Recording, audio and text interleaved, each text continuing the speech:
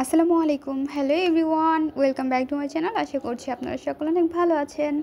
আজকের পর্বে আমাদের রেসিপি হলো কচুর লতি দিয়ে মাছ রান্না। নতুন রাঁধুনি কিংবা ব্যাচেলার যারা আছেন তাদের জন্য খুবই সহজভাবে রেসিপিটি উপস্থাপন করব। আশা করছি রেসিপিটি ভালো লাগবে। এইদিকে আমরা নিয়ে নিয়েছি হাইব্রিড কচুর লতি। এখন আমরা লতিটি পরিষ্কার করে নিব। লতিটি আমরা কেটে নিচ্ছি।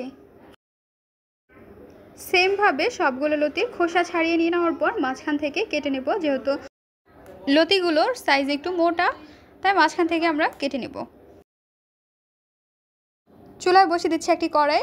এইদিকে মাছটি আমরা ভালোভাবে ধুয়ে নিয়েছি। অ্যাড করে দিয়েছি হলুদের গুঁড়ো এবং স্বাদ অনুযায়ী লবণ। হাত দিয়ে ভালোভাবে মাছটি মেখে নিচ্ছি।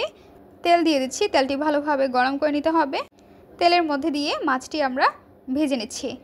এক এক করে সবগুলো মাছ দিয়ে দিচ্ছি। মাছগুলোর এক পাশ হয়ে গেলে আরেক পাশ উল্টে নিতে হবে। দুই পাশ আমরা ভালোভাবে ভেজে নেব।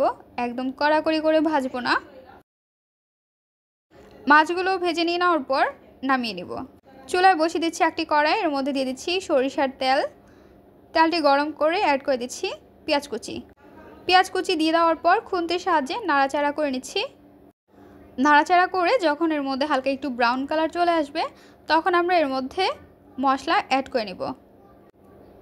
দিয়ে দিচ্ছি হলুদের গুঁড়ো 1 টেবিল চা চামচ, গুঁড়ো মরিচের গুঁড়ো 1.5 টেবিল চা চামচ, ধনিয়ার গুঁড়ো 1/2 টেবিল চা চামচ, স্বাদ অনুযায়ী লবণ।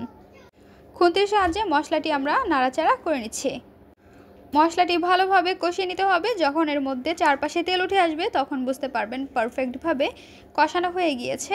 এখন আমরা দিয়ে দিব কাঁঠালের বীজ। কাঁঠালের বীজ দিয়ে নাড়াচাড়া করে ঢাকনা দিয়ে ঢেকে রেখে দেব।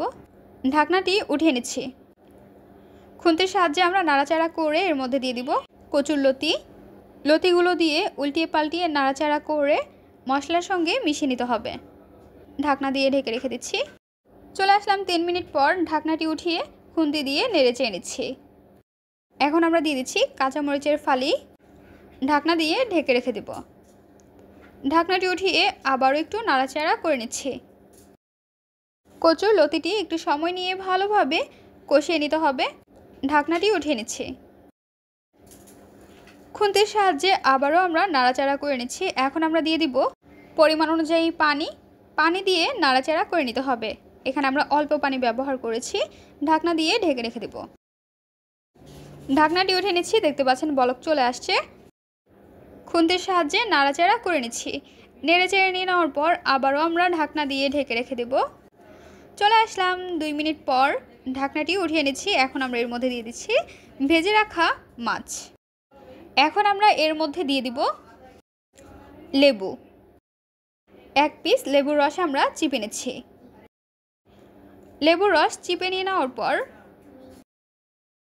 খুন্তি দিয়ে আবারও নাড়াচাড়া করে নেব এবং নেড়ে চেড়ে ঢাকনা দিয়ে ঢেকে রেখে দেব। চলে আসলাম 3 মিনিট পর। ঢাকনাটি উঠিয়ে নিচ্ছি। কচুর লতি প্রায় রান্না করা হয়ে গিয়েছে। যখন একটু টানা টানা হয়ে যাবে, তখন আমরা চুলাটি অফ করে নামিয়ে দিব। আজকের পর্বে এখানেই বিদায় নিচ্ছি গাইস। আসসালামু আলাইকুম। ভালো থাকবেন সবাই। আল্লাহ হাফেজ।